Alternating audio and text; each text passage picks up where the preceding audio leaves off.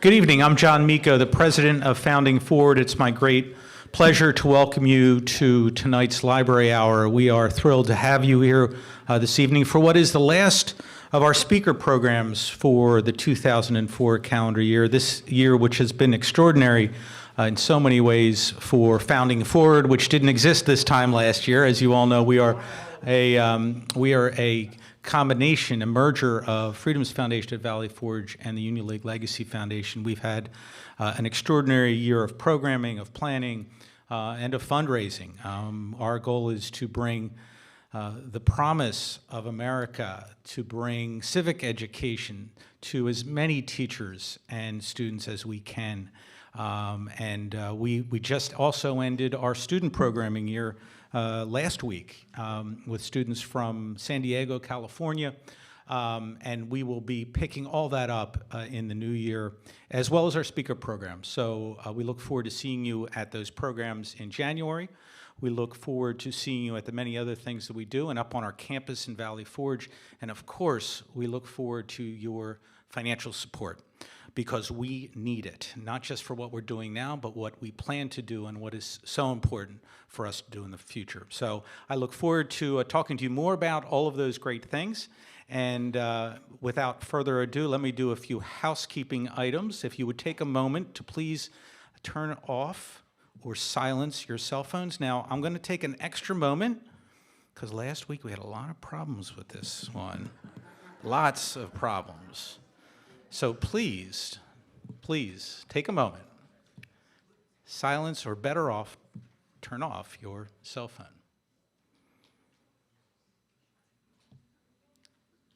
Thank you. Tonight's program will include Q&A.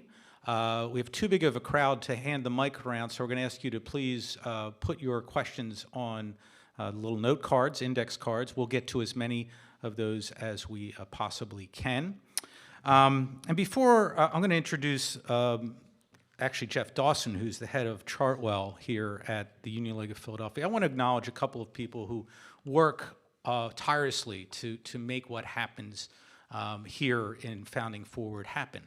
And one is Paul Snitzer. Paul, raise your hand. I saw you over there. Paul Snitzer, who's the head. Please thank Paul Snitzer. He's the head of our speaker program.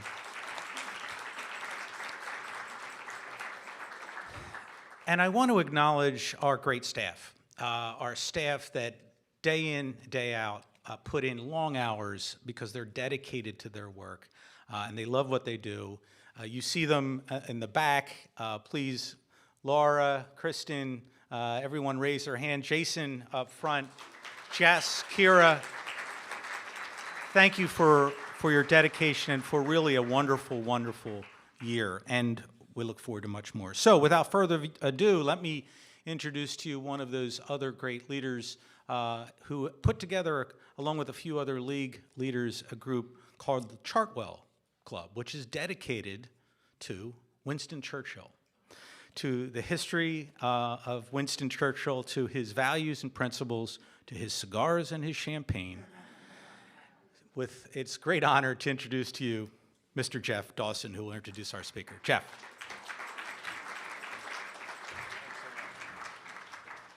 Well, it's very hard as chair of Chartwell to take a serious tone, so I'll try and do that with the introduction of our esteemed guests, but typically we just drink bottles of Paul Roger and smoke cigars.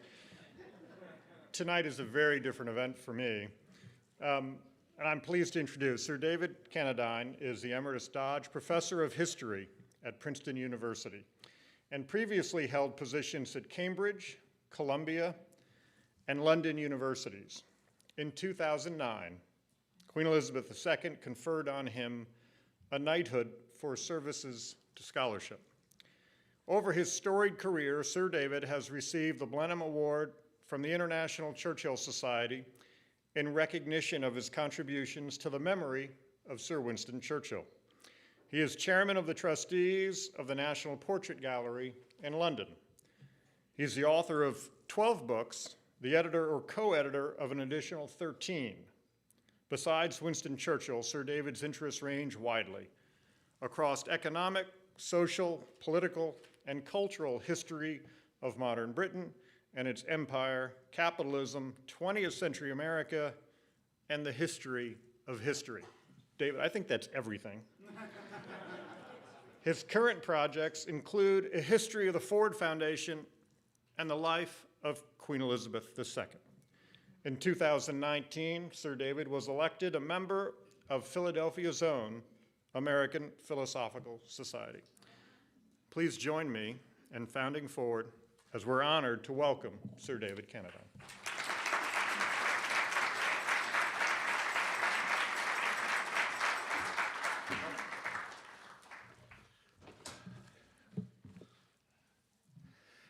Good evening, ladies and gentlemen. It's a great pleasure to be here. Thank you for those very kind words. Since I earn my living by speaking as well as writing, I have become a connoisseur of introductions to myself, which it must be said is not a fiercely competed for position. And I have never forgotten the occasion when I was on the road with my biography of Andrew Mellon, and I was giving a lecture in Kansas City. And there was a dinner first, and then I had to give the lecture, which is not my preferred sequencing of events. But anyway, at the introduction to my lecture, the chair began by saying, I should like to welcome David Cannadine. He is the author of the greatest biography of Andrew Mellon ever written. And I rather preened myself at this point and thought the evening promised well. He then rather undercut it by saying, it is, of course, the only biography of... So in addition for the kind things you've said, thank you so much for not having said that. We are, of course, in a Churchill festive season as we mark this month the 150th anniversary of his birth. And this is a very appropriate occasion to consider, as I would like to do tonight, the changing contours of his reputation as it evolved during his long and extraordinary life and since his death. What did people think of him and know of him while he was alive? What have they thought of him and learned about him since his death? And what should we be thinking of him and making of him now, with his finest hour more than 80 long years ago? Such an inquiry is also an appropriate subject for another good reason, because Churchill himself was very well aware how individual reputations could fluctuate and change over time, as his own did so frequently and throughout his often controversial snakes and ladders career, and as it has continued to do since, albeit in some new and different ways. Churchill offered some thoughts on this subject, the vicissitudes of reputation, in his eulogy of Neville Chamberlain that he delivered in the House of Commons in November 1940. In one phase, he noted, men seem to have been right. In another, they seem to have been wrong. Then again, he went on, when the perspective of time has lengthened, all stands in a different setting. There is another proportion, there is another scale of values. And this was not the first time he had pondered such matters, the fluctuations of reputation in life and thereafter. A third of a century before, in concluding the biography of his father, Lord Randolph Churchill, he had addressed the same issue, opining that the standards by which politicians were judged during their lifetime were subsequently superseded, as the eulogies and censures of partisans were powerless to affect later assessments and evaluations. The scales, he wrote, wherein Lord Randolph had been weighed by contemporaries, young Winston believed, had been broken as the years that followed his death brought weights and measures of their own. What then were and are the weights and measures by which Winston Churchill, in turn, has been assessed in his time, after his time, and in our time? Since the first 15 years of my life overlapped with the last 15 years of his, I'd like to begin with some brief autobiographical recollections. I was born in September 1950, almost exactly 5 years after the Second World War had finally ended. And for my parents, both of them born in 1917, that conflict was the most disruptive, but also the most memorable time of their lives. Nothing that happened before or subsequently came close. For much of the war, my father served in the British Army in India, on one occasion coming very close to dying, while my mother, who worked in the big industrial city of Birmingham, remembered giving thanks every morning that she had survived another night with or without the bombs raining down. Like many of my parents' generation, they believed they owed to Churchill more than to anyone else their lives, their liberties, their freedom, and their very survival. Most of us, lucky enough to live in the Western world today, have no first-hand experience of that, of our lives, our liberties, our freedoms, our very survival put at grave risk and in potentially mortal jeopardy, as was the experience of those millions of Britons who lived through the testing, tragic and heroic years from 1939 to 1945. That meant for many of them, not all of them, but I think a vast majority of them, Churchill was indeed, as Isaiah Berlin and A.J.P. Taylor famously put it, the saviour of his country.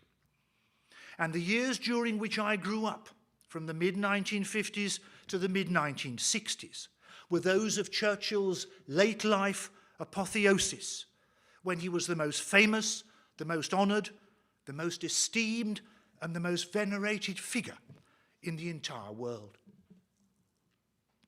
Even before then, Time magazine had already declared him to be the man of the half-century.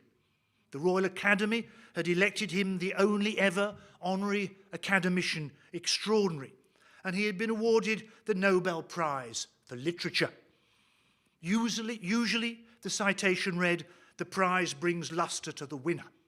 This time, the winner brings lustre to the prize. Churchill's 80th birthday celebrations in November 1954 had seen an unprecedented display of bipartisan homage and a remarkable celebration in Westminster Hall as he was acclaimed as the greatest Englishman of his time. He was declared an honorary American citizen in 1963. And on his 90th birthday, thousands of cards, many of them simply addressed to the greatest man in the world, were all delivered to his London address at Hyde Park Gate. When Churchill died in January 1965, national leaders and newspapers outdid themselves in their fulsome tributes. He is history's child, opined President Lyndon Johnson, and what he said and what he did will never die. In the great drama, President de Gaulle agreed he was the greatest of all. In any land, the Daily Telegraph editorialized, where freedom remains, and in many where the cause seems temporarily to have been snuffed out. The name of Churchill evokes the admiration of the noble and silences the jibes of the petty. His obsequies had been long planned under the code name Operation Hope Not, and his funeral was the grandest accorded a commoner since those of Lord Nelson and the Duke of Wellington. Churchill lay in state in Westminster Hall. His coffin was conveyed on a gun carriage to St. Paul's Cathedral, where the Queen, setting aside all precedent and precedents, attended to mourn the passing of her greatest subject.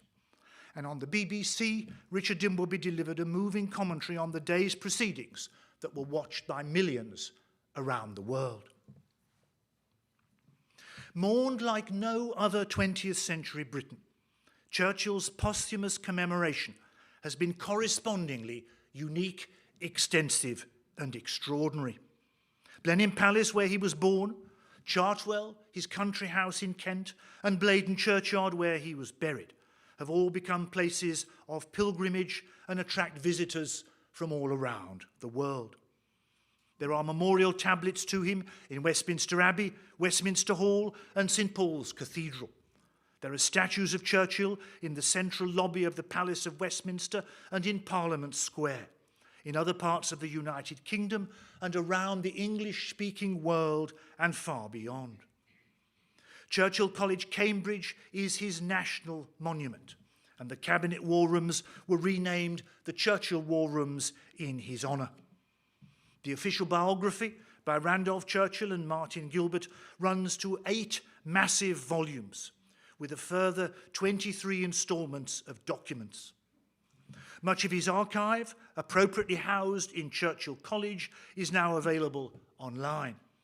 And more books have been written about Churchill than any other British figure ever. Many of his speeches and phrases have become immortal, and his History of the Second World War was the most influential literary work of the second half of the 20th century. In a BBC poll conducted in 2002, the greatest Englishman of his time was upgraded to the greatest Briton of all time, a position reaffirmed earlier this year. This powerful and enduring version of Churchill, admired and commemorated in life and after death, on a scale unmatched by any other Prime Minister or any other Briton, retains many adherents today, and not just in Britain, but far beyond as well. Yet it's worth remembering that Churchill was born in 1874 and died in 1965.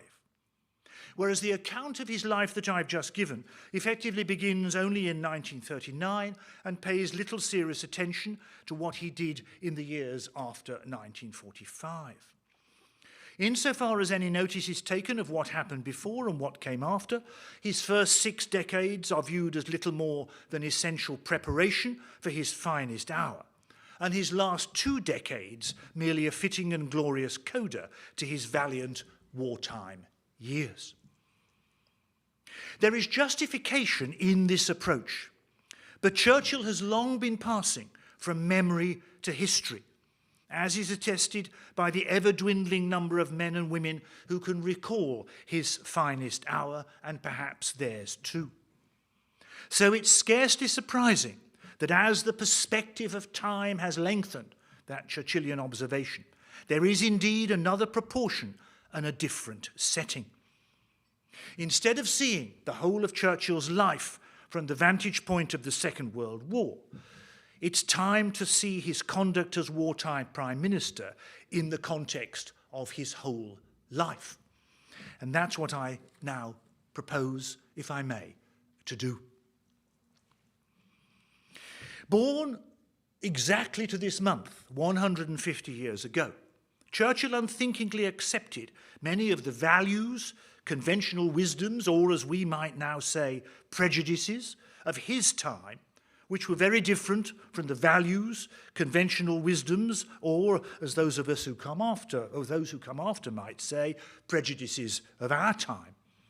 He took it for granted that Britain was the greatest nation in the world and that the British Empire was an extraordinary force for good, eliminating barbarism and backwardness in what we would now call the developing world and promoting civilization and progress instead.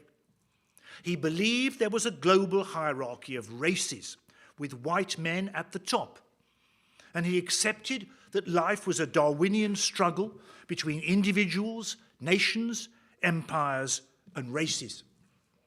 He was not wholly convinced that Christianity was a plausible religion, but he did embrace a secular version of it, which he termed providence or destiny. "We're all worms," he told the young Violet Asquith on their first encounter, "but I do believe I am a glowworm." From an early age, Churchill believed himself to be a man of destiny, selected by Providence to maintain the greatness of Britain and the strength of its empire. And he believed that his own dynasty, embodied in the first great Duke of Marlborough and his father, Lord Randolph, provided inspiring precedents for that role he wanted to play. But as Churchill made his way in public life at the beginning of the 20th century, That was not how others saw him or saw them. His veneration for his ancestors was not widely shared. As Mr. Gladstone, 4 times British Prime Minister, put it in 1882, there never was a Churchill from John, Duke of Marlborough down that had either morals or principles. The great historian Macaulay, to whom Gladstone was effectively indebted for that view, had depicted the great Duke as self-serving, unscrupulous and disloyal. And his successors at Blenheim were generally undistinguished, selling pictures and marrying American heiresses to prop up their shaky finances and crumbling houses, and often rackety, unreliable and prone to scandal. This was especially true in the case of Churchill's father, Lord Randolph, who, for all his undoubted political and phrase-making flair, was widely regarded as wayward, unprincipled, lacking in judgment, and motivated entirely by opportunism and self-interest. Fittingly then, as his critics saw it, his career had crashed into ruins following his intemperate resignation from Lord Salisbury's government in December 1886. And he would die indebted, discredited, and marginalised in January 1895 from what was widely rumoured to have been syphilis. Yet as he set out on his own career in public life, young Winston was determined to identify with his father, in the belief this would be to his political advantage. Indeed, invoking his certain splendid memory at the end of his maiden speech in the House of Commons. But in fact, this tactic spectacularly backfired and did him little good. For it soon became the accepted view on the part of those who had known both father and now son, that Winston Churchill was as ambitious, egotistical and unprincipled as Lord Randolph had been, and was also conspicuously lacking in judgment. Lord Derby, a great grandee, had regarded Lord Randolph as being thoroughly untrustworthy, scarcely a gentleman, and probably more or less mad. And he considered Winston to be absolutely untrustworthy, as was his father before him. This soon became the widespread view shared by politicians of both parties and by civil servants. At the Colonial Office, where Churchill held his first government appointment, the permanent Under-Secretary found him most tiresome to deal with and feared he would give trouble, as his father did.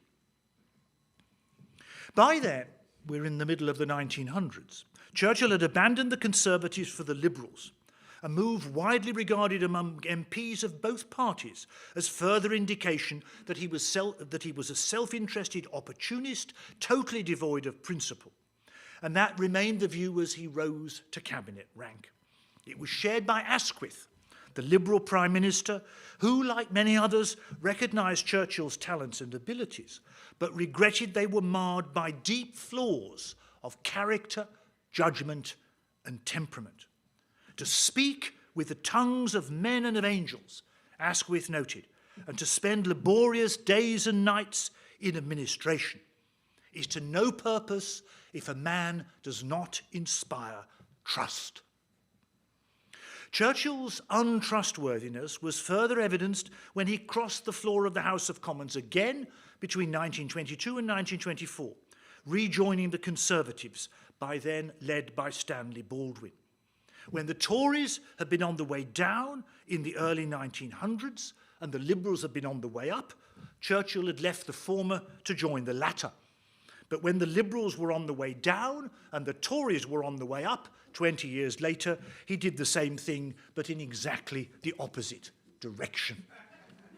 How could this man have any principles at all? Many people asked. Such blatant disregard for party loyalty was not a way to make friends in politics. But Churchill had only a very limited understanding of the impact his extraordinary personality and behaviour had on other people. He loved being in government and always sought to be at the centre of affairs and at the centre of attention. But all too often, this resulted in mistakes and misjudgments, as might have been expected from the wayward son of the wayward Lord Randolph. Among them were Churchill's ill-judged presence at the so-called Siege of Sydney Street, his decision to send troops to Tony Pandy when the coal miners were striking, his vain attempt to hold Antwerp against the German onslaught in the autumn of 1914, his determined advocacy of what soon became the Dardanelles disaster, his mistaken restoration of the gold standard with the pound overvalued against the dollar, his belligerent behaviour against the working classes at the time of the general strike, his long and futile campaign against the Government of India Bill in the early 1930s, and his ill-judged support of King Edward VIII at the time of the abdication. In some of these instances, Churchill was less at fault than his critics alleged. But having early on acquired a reputation for unsound judgment combined with egotistical opportunism, it proved very hard to shake off, as the list of what seemed to be his follies and errors grew ever longer.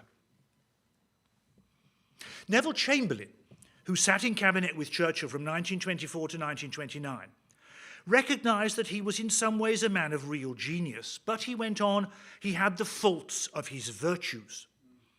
In the consideration of affairs, Chamberlain noted, his decisions are never founded on exact knowledge, nor even on careful consideration of the pros and cons. He was, Chamberlain observed, and this is a very perceptive insight, a brilliant wayward child who compels admiration, but who wears out his guardians in the constant strain he puts upon them.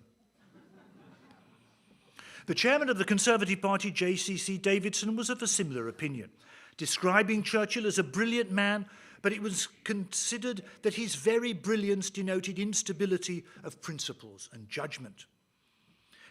Churchill's erstwhile friend, Lord Beaverbrook, was even more damning. He has been everything in every party. He has held every view on every question. He is utterly unreliable in his mental attitude. And Beaverbrook was a friend. By the 1930s, this had become the settled view, which made it easy for Baldwin and Chamberlain to keep Churchill out of government for most of that decade, and helps explain why so many people disregarded his warnings over German rearmament. His attacks on the Government of India Bill had been so extravagant and apocalyptic in their often lurid rhetoric that they had devalued and debased the language of alarmism. And he had been so wrong about so many issues before. Why, people asked in the second half of the 1930s, should Churchill be right this time? In fact, Churchill was right about Hitler, and his speeches denouncing appeasement rank as some of the finest and bravest he delivered in the House of Commons. But few people took any notice. Many of those speeches were delivered to a very small audience. And in any case, Churchill's record on the subject during the 1930s was less clear-cut than he would later claim. Japan's aggression in Manchuria and Mussolini's in Albania and Abyssinia caused him far less concern, added the rise of Franco in Spain. And since Churchill actually wanted to get back in power, he was often as conciliatory with regard to the Baldwin and Chamberlain governments as he was critical. It was also the case, as with his opposition to the Government of India Bill, so with his attacks on appeasement, Churchill hadn't really got any alternative, realistic policy. It was all very well, as he did, to denounce the government for being decided only to be undecided, resolved to be irresolute, adamant for drift, solid for fluidity, all-powerful for impotence, and to urge the need for Britain to take our stand for freedom as in olden time. But how in practice was that to be done? Churchill never actually said because he didn't know. The alarming prospect facing the military, the mandarins and the ministers in Britain by the late 1930s was of another world war against the combined forces of Germany, Italy, and Japan that might take place on a multiplicity of global fronts in the Far East, in India, in North Africa, in the Mediterranean, on the European continent, and on the North Sea and on the Atlantic Ocean. A war on so many different fronts for which Britain did not have and could never have had sufficient resources, as indeed Churchill himself would discover between 1940 and 1942. Well, notwithstanding that, Chamberlain had little choice but to bring Churchill back on the outbreak of war in September 1939. But once he was reinstalled as First Lord of the Admiralty, he behaved exactly as his detractors feared, interfering in the affairs of other departments, giving broadcasts and making speeches that were often more optimistic than the facts warranted, and generally giving the impression that he was really enjoying the war. His decision in the spring of 1940 to mine Norwegian waters to prevent iron ore shipments to Germany was insufficiently planned and inadequately thought through, and looked like being a second Dardanelles disaster. Churchill later admitted, "It was a miracle I survived," as Chamberlain, rather than Churchill, unfairly bore the brunt of the criticism in the famous Commons debate of early May 1940. And so Churchill became Prime Minister, recalling the occasion in this oft-quoted purple passage with which he ended the first volume of his war memoirs. "I felt that night as if I was walking with destiny, and that all my past life had been but a preparation for this hour and for this trial. I thought I knew a good deal about it all, and I was sure I would not fail." Yet, we now know that the reality at the time had been very different. There was nothing predestined about Churchill's advent to power. In succession to Neville Chamberlain, the premiership was Halifax's for the asking. He just did not want to do it. Nor had Churchill's prior life been a preparation for dealing with the unprecedented national emergency Britain then faced. On the contrary, and as I've already mentioned, much of his earlier political career had been a succession of missteps and misjudgments. To his critics, of whom there were many, he hadn't walked with destiny, he'd walked with disaster. At the time, he was far from certain that he would not fail. Taking office when Hitler was rampaging across the Low Countries and into France, he feared the worst and that he and his colleagues might be dead within a few weeks. He was also very weak politically. King George VI and Queen Elizabeth were far from friendly, recalling his support for King Edward VIII. Henry Channon's irresistible, unexpurgated diaries make plain many Tory MPs were dismayed that Chamberlain had gone and were in despair that Churchill had succeeded him. Lord Halifax opined that the gangsters were now in charge. Rab Butler denounced Churchill as an American half-breed. Joseph Kennedy, the US ambassador, dismissed Churchill as a good two-handed drinker. And Jock Colville, who had been Chamberlain's assistant private secretary, feared that the greatest political adventurer in modern history was now installed in 10 Downing Street. Fighting Hitler was bad enough.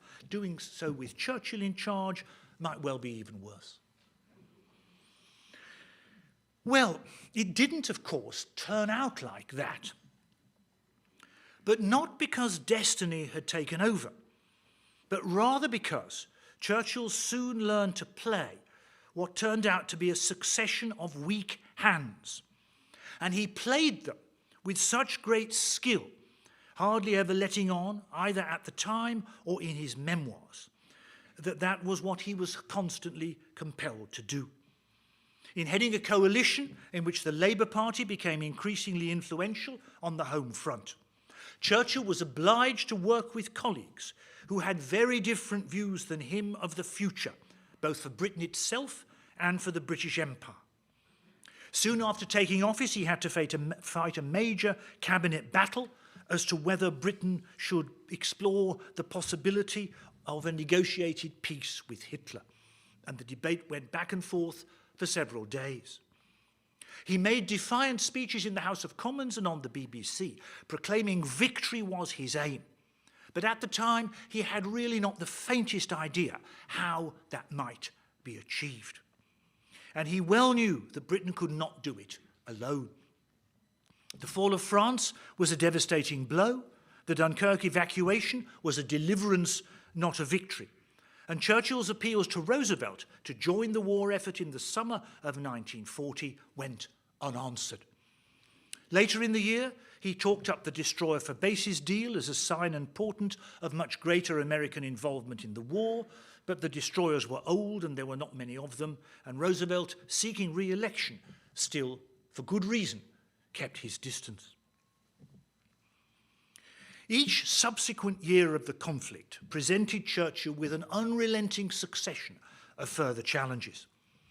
In 1941, Hitler invaded Russia, but it wasn't clear that the Red Army would be able to prevent the German army from reaching Stalingrad and Moscow. Churchill met the re-elected Roosevelt, and they signed the Atlantic Charter. But FDR still avoided any major commitment, and one clause in the agreement, urging that all people should be free to live under governments of their own choosing, was inconsistent with the continued existence of the British Empire, to which Churchill implausibly insisted the Charter did not apply. Lend-Lease was a lifeline of sorts, but it came with stringent terms, as Roosevelt sent a destroyer to South Africa to pick up the gold reserves the British government had sent there for safekeeping. By late 1941, there was growing evidence that Japan might attack the British Empire in the Far East, which the United Kingdom absolutely lacked the resources to defend. And Churchill was becoming increasingly anxious and desperate about that possibility. Fortunately for him, Pearl Harbor changed all that, finally bringing the United States into the conflict. But it's important to remember it was Germany that subsequently declared war on the United States, not the other way round. In retrospect, and as Churchill proclaimed at the end of the third volume of his war memoirs, the Grand Alliance between Britain, the United States, and Soviet Russia meant the Allies were bound to win in the end. But 1942 was another exceptionally difficult year for him. The capture of Hong Kong by the Japanese, followed by the conquest of Malaya and the surrender of Singapore, portended the end of what has rightly been described as the British world system, which simply collapsed. And the fall of Tobruk was another deep military humiliation, as Churchill increasingly came to fear that the British army lacked the will to fight.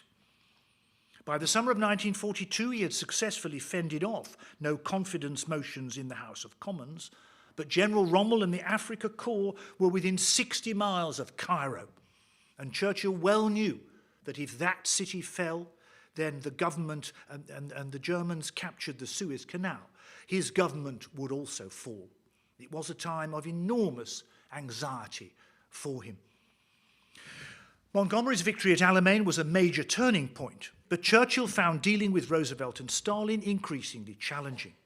Of course, it was true that without such allies, Britain could not hope to be on the winning side. But in many ways, Republican America and Soviet Russia were no more friendly to the British Empire than Italy or Germany or Japan.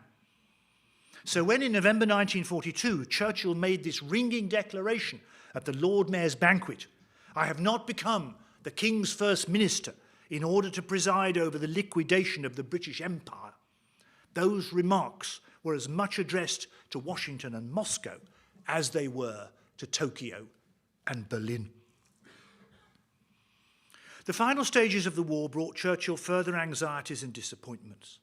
The jury is still out as to the extent of his personal responsibility for the Bengal famine of 1943 to 44. But somewhere between 1 and 4 million people died, which set at naught Churchill's oft-repeated claim that the British governed India wisely and well and in the interests and to the benefit of the native population. As the Russian army began its inexorable advance across Eastern Europe in the aftermath of its victories at Stalingrad and Kursk, and as the United States mobilized its massive economic and military resources in the Pacific and Europe, the initiative in the Grand Alliance inevitably moved Stalin and Roosevelt's way. At Tehran and at Yalta, they often sought to bypass Churchill. He was compelled to agree to the opening of a second front in 1944. He could do nothing to prevent Russia's advance to Berlin, and the war against Japan would be decided by the dropping of 2 American atomic bombs.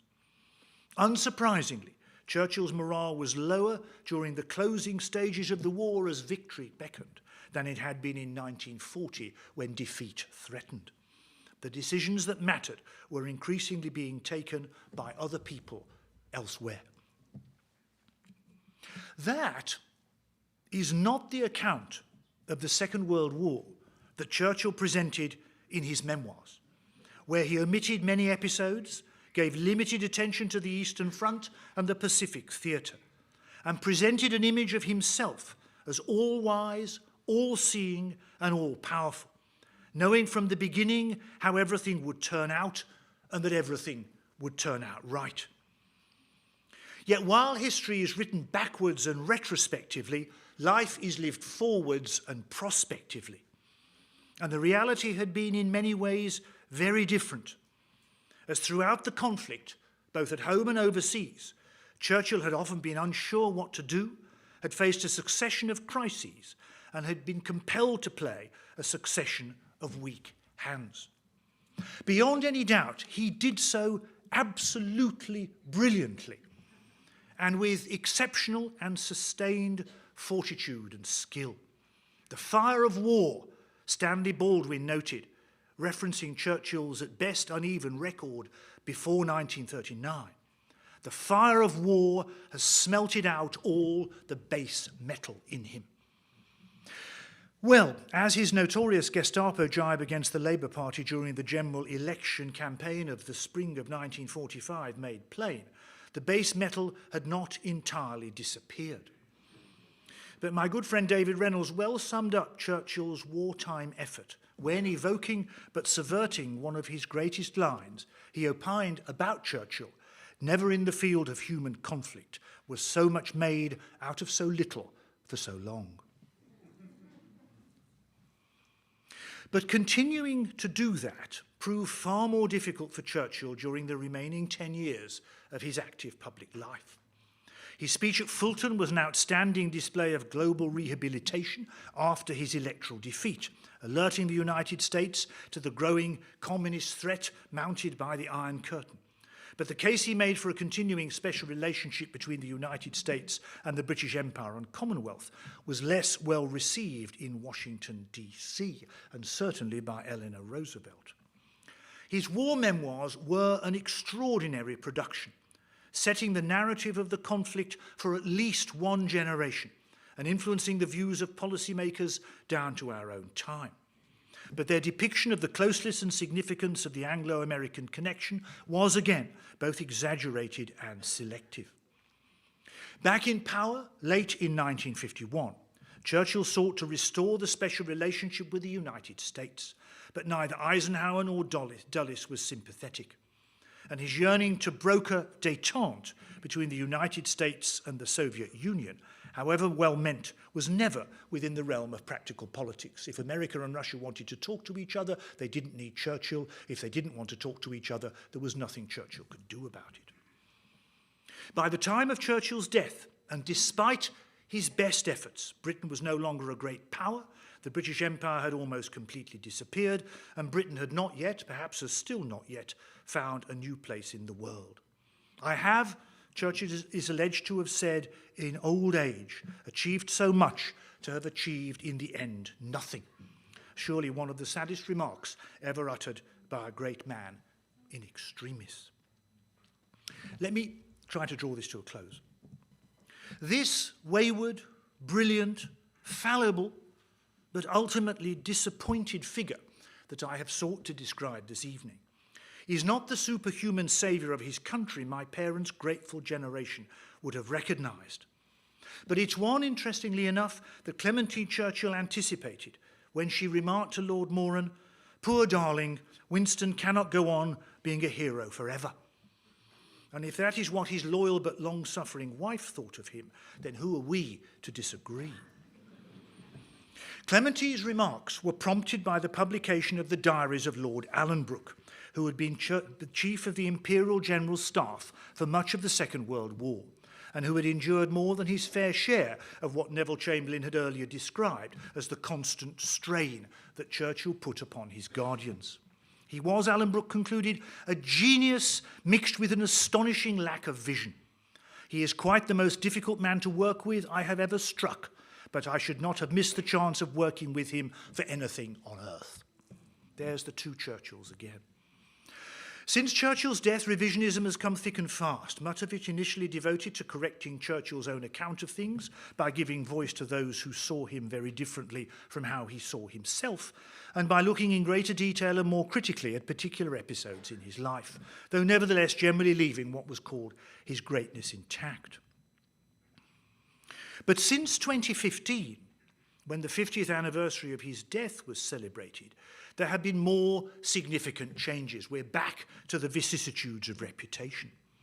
Popular attitudes of Churchill remain overwhelmingly favourable and admiring in Britain, and there are still many areas of where he enjoys support here in the United States. But as Churchill passes from memory to history, and as time's perspective lengthens, there is indeed, and has come into being, another scale of values. The death of Queen Elizabeth II, who was the last great living link with the Second World War, and who had begun her reign with Churchill as her first Prime Minister, was a very significant break with that earlier heroic sense of the national past. The findings of the Legacies of Slavery project at University College London have prompted critical reappraisals of the British Empire, which seems set to continue over issues of reparative justice. There have also been significant social and political changes here in the United States. The traditional WASP ascendancy, which closely aligned with Churchill, helped fund the Archive Centre at Churchill College and lobbied for his honorary American citizenship, has long gone.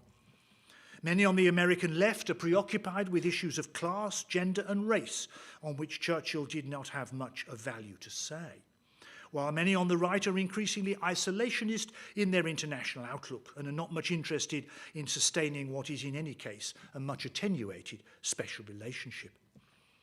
Instead, Churchill finds himself caught in the crossfires of the culture wars, now raging on both sides of the Atlantic. Those at one extreme claim he was an infallible hero with no faults or flaws, who, like Britain in 1940, should be defended at all costs, while those at the other extreme insist he was an unredeemed villain with no virtues or merits, who should be denounced and disparaged at every turn. These adversarial binaries are easy headline grabbers in our increasingly polarised media and public discourse, but they are no way to evaluate or understand Churchill's undeniable importance and extraordinary complexity. For as Neville Chamberlain had correctly observed, and as was widely recognised in his lifetime by friend and foe alike, Churchill had the faults of his virtues. There were always two sides to him, and depending on the political environment and the issues of the day, sometimes one was in the ascendant, sometimes the other. The cartoonist David Lowe caught this well in a memorable cartoon he produced in the summer of 1945, in the aftermath of the Labour Party's triumph in the general election, in which he juxtaposed the two very different Churchills that so many contemporaries noticed, the acclaimed leader of humanity and the rejected and disgruntled party leader, with the former saying to the latter, "Cheer up, they will soon forget you, but they will remember me always." Yet this was also, like Churchill himself, a time-bound creation, since by definition remembering cannot be forever. How could it be? While forgetting does not have to be for always. Why should it be? As Churchill recedes into history, his genius and greatness and timeless spirit remain clear for all to see who are prepared to look. But we can also appreciate more fully and need to appreciate more fully the dated and time-bound nature of many of his beliefs and attitudes, and also the constraints within which he worked as a politician, as a war leader, and a statesman. Leaving aside the unnuanced hero or villain binary, and as more work is done on Churchill in his time and in his context, there is wide scope for difference of opinion about what he did, what he wrote, and what he said. Those debates are now in full flood and full flow, and they will surely continue for the foreseeable future. Let another of my colleagues have what is almost the last word. Despite his prodigious energy and remarkable achievements, Churchill was a man of his time. And a century and a half after his birth, I believed that is how we should see him and understand him. All of which is but another way of saying that Churchill has never been more interesting than he is now. And 150 years since he was born, what better birthday present might he deserve than that? Thank you.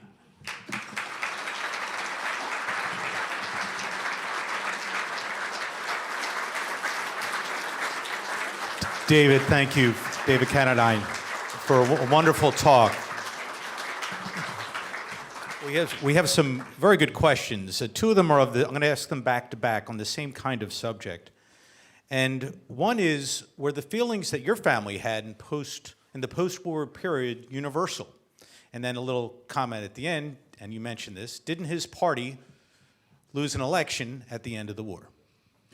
The answer to both of those questions is no and yes. That's to say, Churchill was never universally admired, and I hope, some trouble to point that out. He was certainly admired by my parents. But of course, in 1945, the Conservatives lost the general election by an overwhelming landslide. And although most of that was reversed in the 1950 election, and although the Conservatives won a parliamentary majority in the House of Commons in 1951, even in 1951, they did not win a majority of the popular vote. So as leader of the Conservative Party, Churchill never won a majority of the popular vote. He was widely esteemed, but the sense in 1945 that he'd done a brilliant job in the war, but what you now wanted was to rebuild Britain in the aftermath of war, and what you wanted for that was the programs that Attlee and his colleagues had been working on during the coalition, was very widely felt. And I mean, I think there was good reason for that. I mean, there is this story, and perhaps apocryphal as many Churchill stories are, but they're good enough to be worth repeating. I mean, Clementine is supposed to have said about the general election result, it may be a blessing in disguise, to which Churchill is led to reply, well, it's very well disguised indeed. But of course, what it meant was that Churchill did not have to cope with the troubles, to put it mildly, in India, and he was able to write his 6-volume history of the Second World War. And there was a sense in which that was Churchill's bid for immortality, those 6 volumes. I think after, there's a review of the 2nd volume, Their Finest Hour, by Duff Cooper, and he says at some point in it, Churchill is the greatest British Prime Minister since William Pitt, Earl of Chatham. And Churchill gets an assistant to cut this cutting this review out, and writes on the top of it, "Show this to Lady Churchill now." And that was what he was bidding for in his history of the Second World War, which is a completely extraordinary literary creation, and it's what he got. Comment on the portrait of Churchill by Sutherland that in 1954, and Churchill's thoughts on it, and what does that say about him and his time at that moment? Well, Churchill's reply is supposed to have been, "Wait till I paint him." It's a story which has many aspects to it. It was commissioned by the House of Commons Art Committee, and that was chaired by the MP Jenny Lee, whose husband was Aneurin Bevan, who actually hated Churchill. Sutherland was commissioned because he was, I suppose at that point, Augustus John's reputation having irredeemably collapsed. Sutherland was thought to be the greatest British portrait painter, and some of his portraits are indeed spectacularly good. He was completely intimidated by Churchill, I think. I mean, what is there to say about it? Well, it does not capture Churchill as he saw himself, and it does not capture Churchill as other people wanted to see him. It does capture him as an old man, which by the time he was 80, of course, he was, tired and ravaged by age.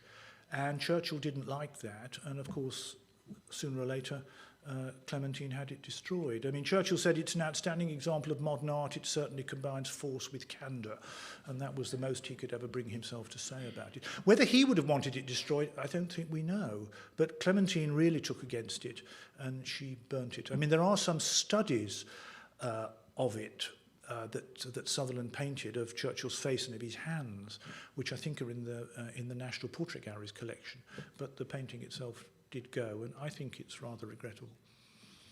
You mentioned the royal family and the rocky relationship he had with it. Can you comment on how that changed during the course of the war?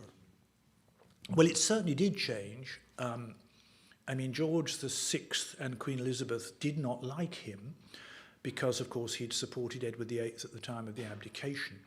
And they did not really welcome him as Prime Minister in the spring of 1940, and the relationship was pretty frosty to start off with. It got a lot better, and there's a marvellous and characteristic George VI entry in his diary at the time of the general election. I think the people are very ungrateful, he wrote. And Churchill remained on very good terms with the royal family thereafter, and of course did a marvellous eulogy on the death of George VI. And he got on well with Queen Elizabeth, and of course they used to go racing together because by then Churchill was rich enough to afford horses. The Queen loved horses, and they used to go off to Doncaster or whatever to see their horses run against each other. I mean, it's completely inconceivable now. And Jock Colville once asked Churchill, and what do you talk about at your weekly royal audiences? And Churchill is supposed to reply, mostly racing, but one or two other things as well. I mean, it's a completely vanished world. One couldn't imagine that going on now. But it was interesting that the Queen and Prince Philip did attend Churchill's funeral, and that was, I think, completely unprecedented. And in those days, it's not true now, the Palace of Westminster was still in royal jurisdiction, and it was the Queen who wrote to Parliament saying he must have a state funeral. A comment on Ireland, and Churchill's position or view of Ireland as Prime Minister.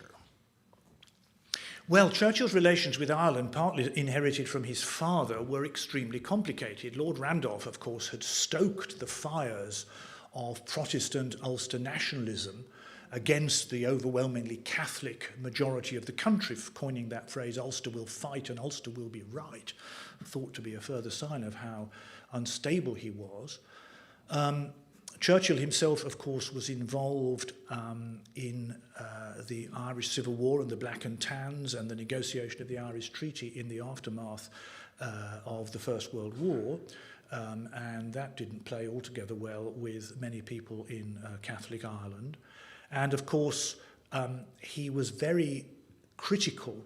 One of the deals to do with the partition of Ireland and the creation of what became the Irish Free State was that the British kept the use of the harbours at Cork and at Queenstown, which gave them, as it were, further extension into the Atlantic Ocean. And in 1938, I think it was, that treaty was abrogated, and Churchill protested against it to no effect.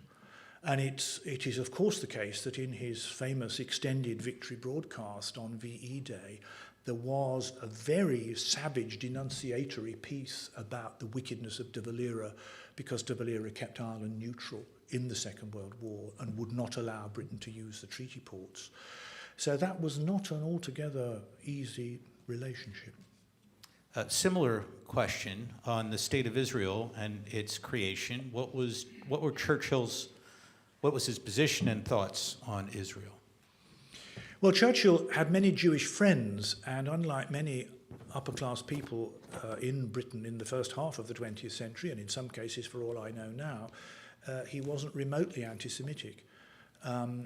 He admired many Jewish people very much. He was in favour of the creation of the State of Israel. He also admired Arab chieftains, and of course was responsible for creating Iraq and Jordan at the Cairo Conference in the aftermath of the First World War. what I think was not really noticed at the time was that doing that and also creating a home for Jewish people in what was then called Palestine, subsequently Israel, might well give rise to considerable difficulties later on. And of course, we are living with the consequences of that to this day. Ladies and gentlemen, again, please thank David Cannadine. Thank you. Sir David, thank you so much. Wonderful Pleasure. presentation. 3 quick announcements. Please join us on the campus of Founding Forward at Valley Forge. Should be cards there for our Wreaths Across the Road program on December 14th. Please make sure that you fill out a survey online. Is that where we go for that? Tomorrow's email. You will get an email tomorrow. Please, we want to hear what you have to say about tonight's program and all of our programs. And finally, for our students that are here, please come forward and we would love to get a picture with you and our speaker. Thank you very much. Have a wonderful Thanksgiving, and we will see you soon. Thank you.